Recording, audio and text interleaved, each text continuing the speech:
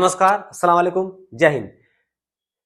बुरी खबर यह है कि समय बहुत कम है, लेकिन अच्छी भी खबर यह है कि अभी पर्याप्त समय है। ठीक है, तो हम ये जो हमारा समय बचा हुआ है 30 दिन का, ठीक है, लगभग 30 दिन का समय बचा हुआ है और इस 30 दिन को हम बेहतर तरीके से यूटिलाइज करेंगे, इतने बेहतर तरीके से प्लान करेंगे कि इस 30 दिनों की जो मेहनत है वो रिजल्ट में कन्वर्ट हो पाए। काफी लंबे समय बाद मैं आ पा रहा हूँ। डिजिटल बोर्ड मेरे पास नहीं था, जो पहले था वो किसी और का था, लेकिन ये मेरा अपना हो गया है। हालांकि इसको भी आने में ढेर सारी समस्याएं हुई, काफी लंबा समय लग गया, तो वीडियोस नहीं मिल पा रहे थे पीसीएस या यूपीपीसीएस या फिर एग्जाम के रिगार्डिंग। तो अब आ गया है। अब हम लोग क्या करेंगे, रेगुलर क्या करेंगे, आपसे मिलते रहेंगे और बात करते रहेंगे। देखिए तो आखिर के 30 दिन अब जो है, ये देखिए अब क्या है ना, अब डू और डाई सिचुएशन है। 30 दिन, मात्र 30 दिन, ठीक है, लेकिन ये 30 दिन भी कम नहीं है। कई ऐसे मैंने बच्चों को देखा है कि लास्ट में आते हैं, 30-35 दिन पढ़ते हैं और वो भारी पड़ते हैं, जो 5 महीने 6 महीने से पढ़ रहा है उस पर भारी पड़ जाते हैं। तो ऐसा क्या करते हैं, क्या वो करते हैं, क्या प्लान करते हैं।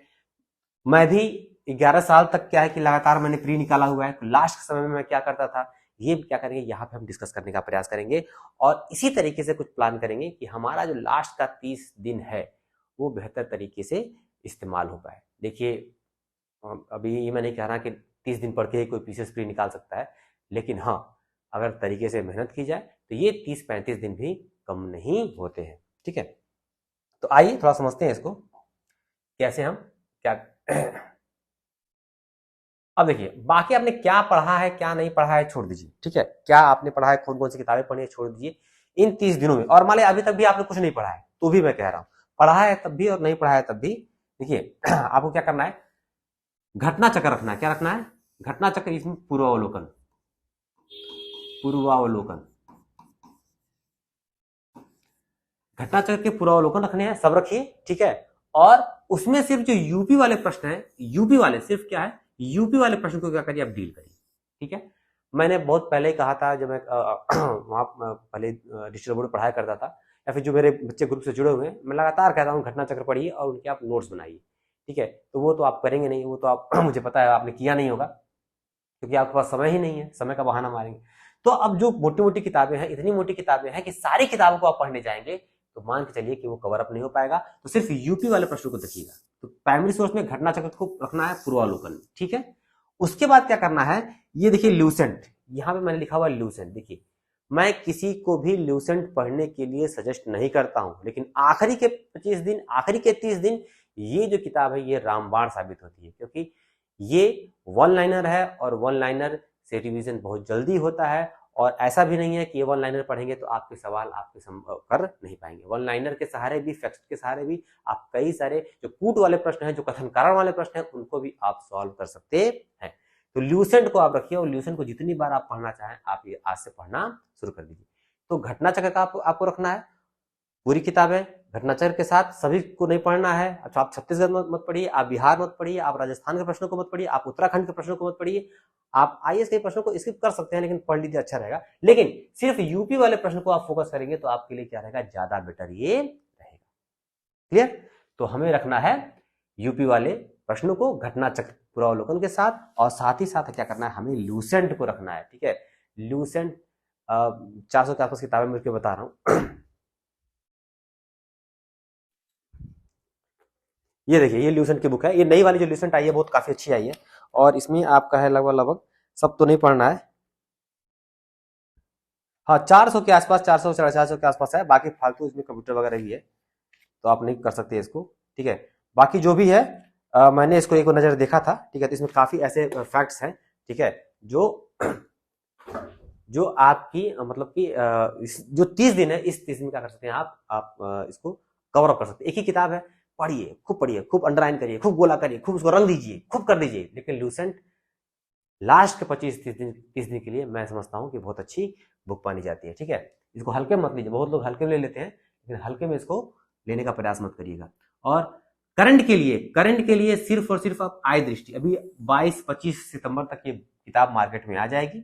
ठीक है, तो इसको आप लेके सिर्फ एक ही किताब को, और किसी भी कहीं भी आप मत भागिए। आप कोशिश ये कर सकते हैं कि एक बहुविकल्पी वाला फॉर्मेट कोई मिल जाए। ठीक है, बहुविकल्पी, ठीक है, जो कोई एक मार्केट में किताब आ जाए उसको ले सकते हैं, और नहीं तो इसको, इन घटना चक्र, आय दृष्टि और एक कोई बहुविकल्पी वाली, इसको बस प्रैक्टिस करने के लिए, या फिर किसी टेस्ट सीरीज में कोई करंट वाली कोई अगर बहुविकल्पी मिल जाए प्रश्न, उनको सॉल्व करने में बहुत ही मजा आता है, क्योंकि पढ़ना अलग होता है और सॉल्व करना अलग होता है। तो आय दृष्टि को आप पढ़ेंगे तो उसमें सवाल तो मिलेंगे नहीं, उसको सॉल्व करने के लिए कोई एक अलग कोई बहुविकल्पी या कोई बुक मिल जाती है, मार्केट में आती रहती है, तो वहां से लेकर उसको आप सॉल्व कर सकते हैं। तो वो इन, अब इसी को क्या करना है, 4 से 5 बार पढ़ना है, ठीक है। अब देखिए मार्केट में कई सारी किताबें हैं, जैसे घटनासार है और भी किताबें हैं, तो मान लीजिए 2-3 सोर्स को आप फॉलो करेंगे, 2-3 सोर्स को फॉलो करने के बाद आप पेपर को सॉल्व करने का प्रयास करते हैं, तो मान लीजिए कि 35 सवाल मान लीजिए आता है, ठीक है, मान लीजिए 35 सवाल आपके पेपर में आए, लेकिन घटना चक्र आय दृष्टि करेंगे तो 25 से 27 सवाल आपको मिल जाएंगे, आपको डायरेक्टली क्या हो जाएगा, यहां से मिल जाएंगे, ठीक है। अब 5-7 सवालों के लिए 2 और किताबों को पढ़ना, ये थोड़ा सा क्या होता है, हेक्टिक हो जाएगा आपके लिए लास्ट के 30 डेज में। तो एक ही किताब लीजिए, घटना चक्र आय दृष्टि, पर्याप्त है, बिल्कुल पर्याप्त है, लेकिन उसी को 3 बार, 4 बार, 5 बार पढ़ना है, ताकि अगर उस किताब से उस किताब से कोई सवाल आ जाए तो वो सवाल आपका मिस ना हो पाए, ठीक है। एक किताब को कई बार पढ़ना ज्यादा अच्छा है, हालांकि 2-3 किताबों को कम बार पढ़ना। तो अलग अलग सोर्सेज है, आपकी अपनी कैपेसिटी के ऊपर है, आप 2-3 सोर्स को फॉलो कर सकते हैं, लेकिन मुझे लगता है कि इन 30 दिनों में कोई और फायदा नहीं होगा आप 2-3 सोर्सेस को फॉलो करेंगे तो, ठीक है। तो एक सोर्स को फॉलो करिए, घटना चक्र जो आय दृष्टि है उसको आप फॉलो करिए, और उसको एक बार नहीं मल्टीपल क्या करना है, कई बार क्या करना है आपको पढ़ना है। तो 3 सोर्सेस, एक हो गया आपका घटना चक्र, एक हो गया आपका ल्यूसेंट, और एक आपका हो गया घटना चक्र आय दृष्टि।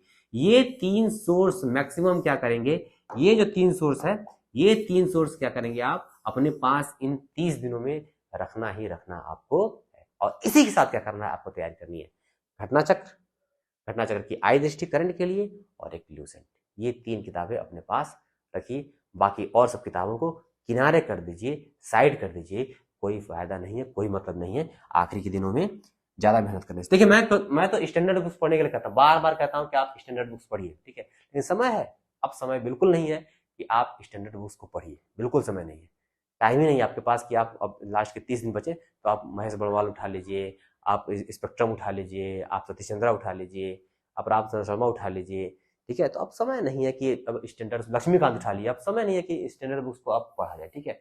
ये तो आपको 5 महीना, 6 महीना, 4 महीना रहता है, तो मैं कहता हूँ, सजेस्ट करता हूँ कि आप पढ़िए इसको, समय नहीं है, छोड़िए, इन्हीं 3 पे क्या करिएगा, फोकस करिए, और इन्हीं 3 के साथ आपको अगले 30 दिन क्या करना है, साथ में रहना है।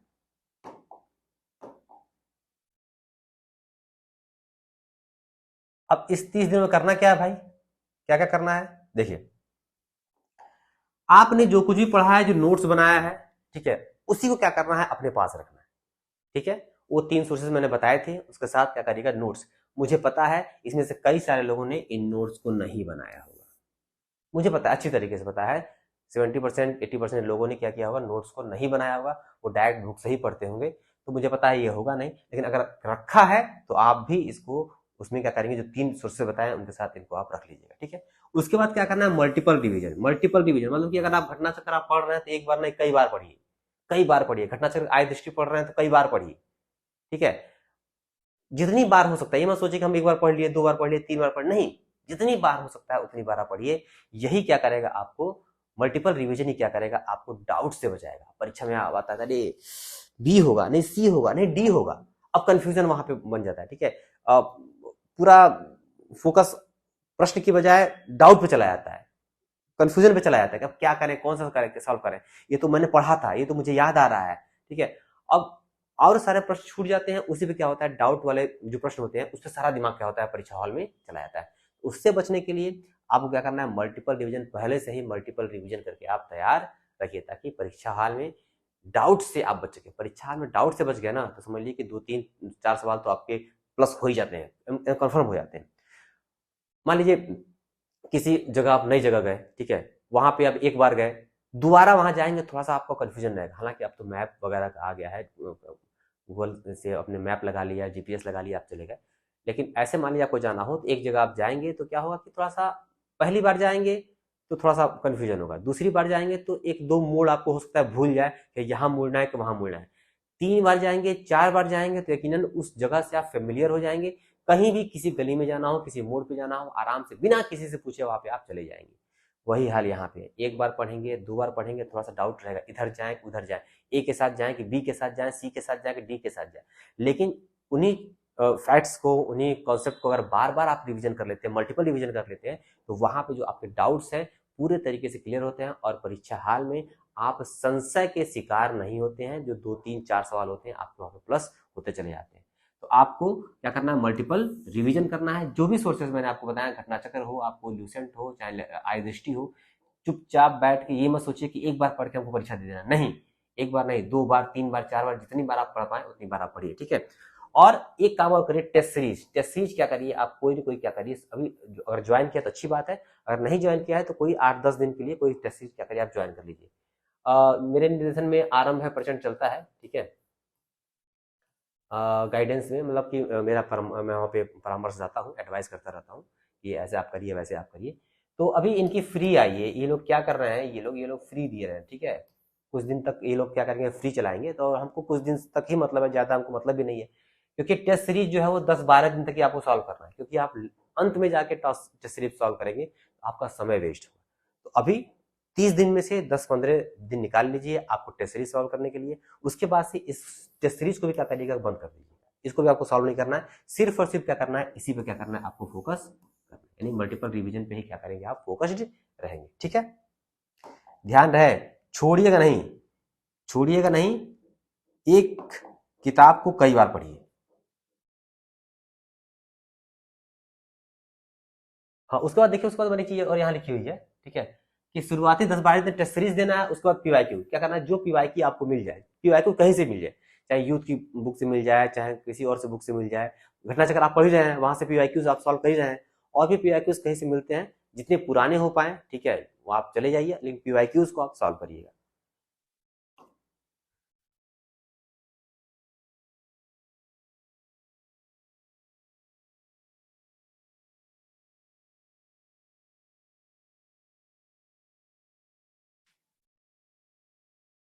ये डिजिटल बोर्ड थोड़ा सा मैं अभी इसके साथ मैं फेमिलियर नहीं हूँ।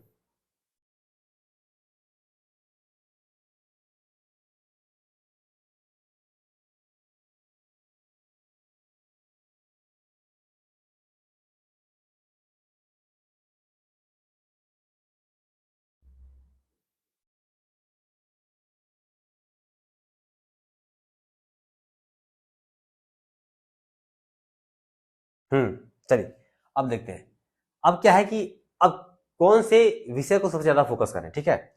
अब देखिए, अब मान लीजिए आप कोई भी आप सोर्स पढ़ रहे हैं, घटना चक्र में तो सब्जेक्ट तो पीवाईक्यूज वगैरह है, मान लीजिए आप ल्यूसेंट से आप देख रहे हैं, या फिर कोई और भी बुक आप रखे हैं, वहां से आप देख रहे हैं, तो किन किन विषयों पर ज्यादा फोकस करने की आवश्यकता है इन लास्ट के 30 डेज में।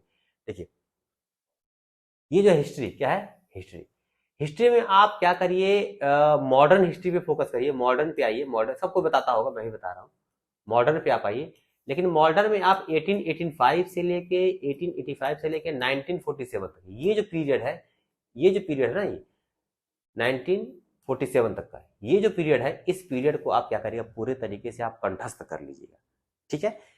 1885 कांग्रेस का आपका वहां पर गठन होता है, कांग्रेस का गठन हुआ, फिर उसके बाद आपका 1947 भारत की आजादी तक, भारत की स्वतंत्रता तक आपको क्या करना है, पूरे के पूरे जो भी फैक्ट्स हैं और जो काल क्रम है, उस काल क्रम को याद कर लीजिए, ठीक है।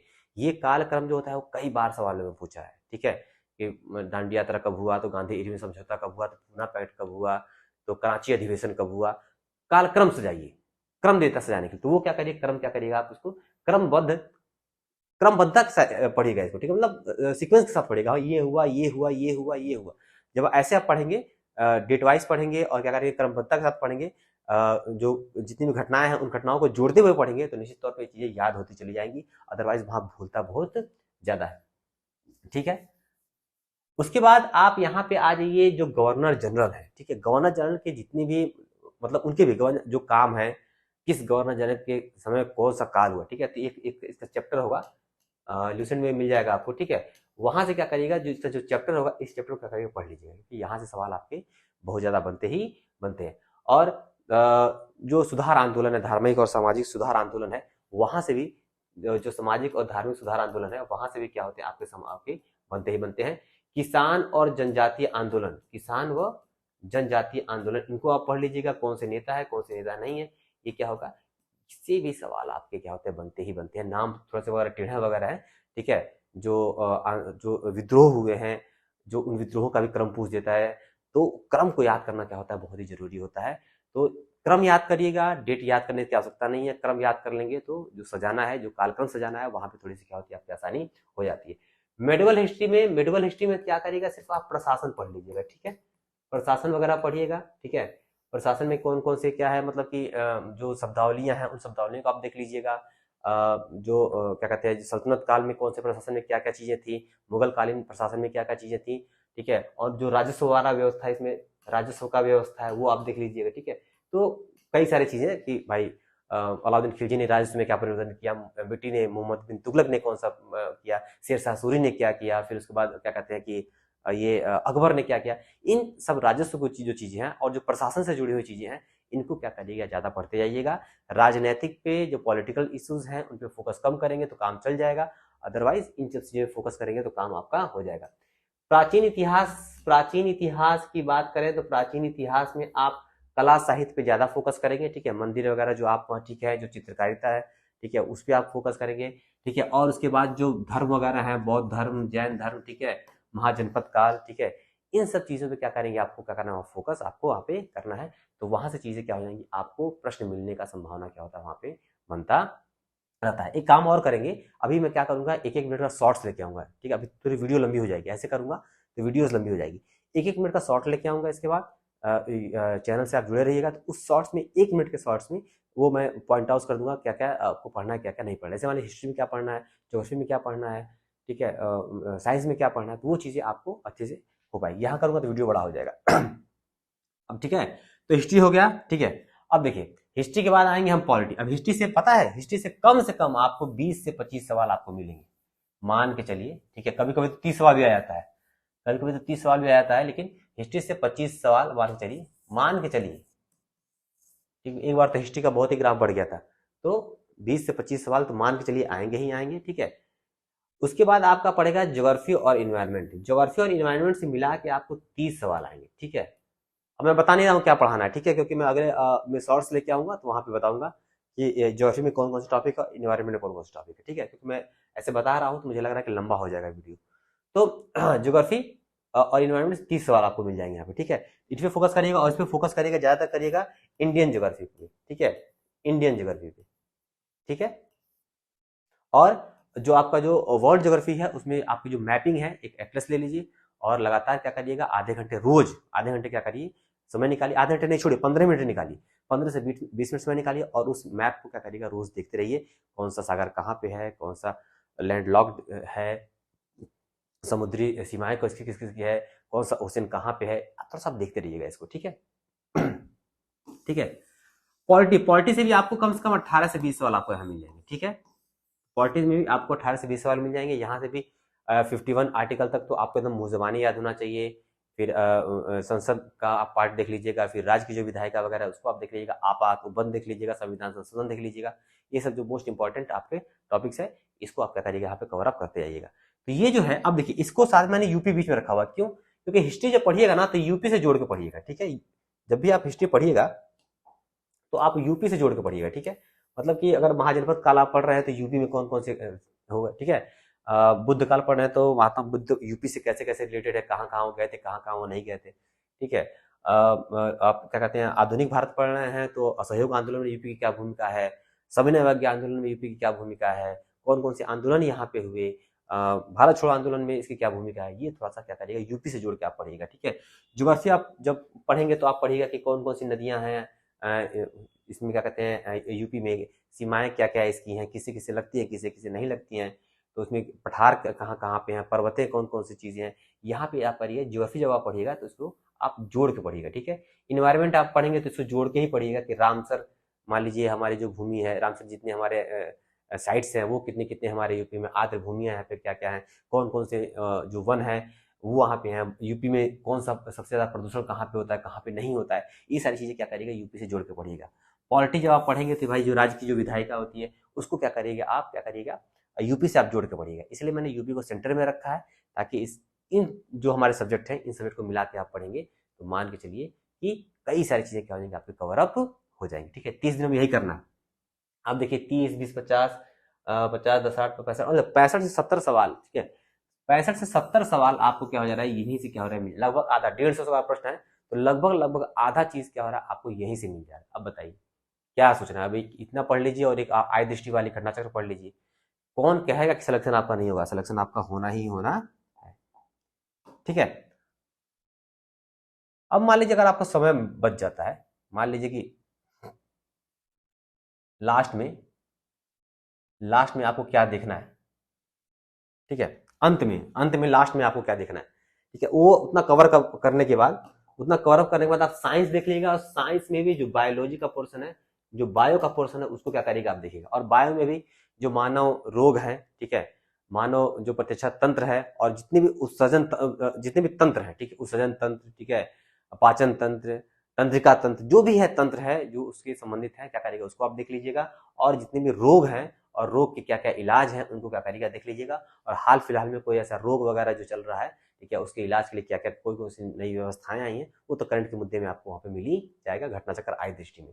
इसको क्या करिएगा, बायोलॉजी क्या करिएगा पढ़ लीजिएगा। केमिस्ट्री आप छोड़ देंगे तभी काम चल जाएगा, समय मिले तो पढ़ लीजिए 1-2 दिन, अगर नहीं मिला तो छोड़ दीजिए। आपका भौतिक भूगोल में, ठीक है, भौतिक विज्ञान की बात मैं कर रहा हूँ। ठीक है, तो वहां से, ठीक है, वहां से भी आपको जो प्रकाश है, ठीक है, प्रकाश का जो चैप्टर होता है बहुत ही इंपॉर्टेंट चैप्टर है। और प्रकाश से जब भी आपके सवाल पूछे जाएंगे तो प्रकाश से सवाल ज्यादा पूछे जाते हैं, और क्या है, मात्रक से सवाल क्या होते हैं वहां पे ज्यादा आते हैं। ठीक है, तो मैं बताऊंगा, ठीक है, हालांकि समय ज्यादा हो जाएगा। सेंसस आप देख लीजिएगा, सेंसस 2011 का सेंसस अभी तो चलिए वही चल रहा है, आपने कई बार पढ़ा होगा। अगर मान लीजिए पहली बार पढ़ रहे हैं, ठीक है, तो सेंसस को आप इंडिया के परिप्रेक्ष्य में और यूपी के परिप्रेक्ष्य में क्या करिएगा, आप यहाँ पे देख लीजिएगा। ठीक है, अभी मैं देखिए सब्जेक्ट वाइज मैंने कहा कि अभी शॉर्ट्स लेके आऊंगा 60 सेकंड्स के, तो वहां पे क्या होगा, वहां पे आपको टॉपिक बता दूंगा। फिलहाल अभी आप देखिए पढ़ना क्या है। मिसलेनियस, ये बहुत इंपॉर्टेंट टॉपिक है। देखिए ये आपको मिल जाएंगे, कोई भी आप अगर प्रीवियस ईयर पेपर आप रखते हैं तो जो लोग सॉल्व कराते हैं ना, जिनके भी किताबें आती हैं, उन किताबों के लास्ट में एक विविधा करके या मिसलेनियस करके क्या होता है, वो लोग देते रहते हैं। तो उसको आप देखिए, जैसे कोई ऐसे संस्थान कहाँ पे है, कोई ऐसा सवाल आ जाता है जो किसी विषय से संबंधित, वो सिंपल जी के टाइप का होता है। ठीक है, तो वो जो चीज होगा वो आपको क्या करना है, वो आपको रट लेना है, क्योंकि ये जो होता है ना, ये सारा रिपीटेड आता है। कई सारे जो प्रश्न होते हैं मिसलेनियस के, जो विविधा के, वो क्या होते हैं, रिपीटेड होते हैं। तो आपको जो प्रीवियस ईयर क्वेश्चन आप सॉल्व करेंगे तो उसके लास्ट में विविधा आपको दिया रहता है। या फिर घटना चक्र में भी आप जाएंगे तो वहां भी लास्ट में क्या होता है, विविधा, चैप्टर के लास्ट में क्या होता है, विविधा दिया होता है।